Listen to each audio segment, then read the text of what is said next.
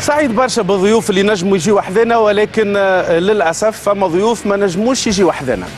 اليوم ما نجمش يجي لكلام الناس وديع الجري. وديع الجري رئيس الجامعه التونسيه لكره القدم نجح في انه يفشل في كل شيء.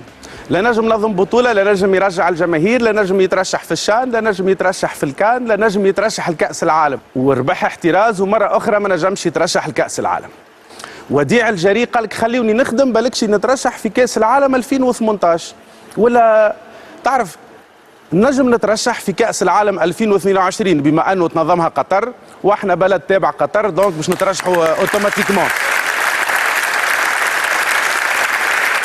وديع الجري مازال قاعد، ممكن الحكومه تولي تحبه لانه ينافسها في الفشل، ولكن وديع الجري حاول يقدم احتراز ضد الكاميرون.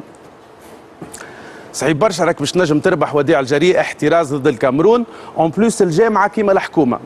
الجامعه توحل تخرج احتراز، الحكومه توحل تخرج القذقر.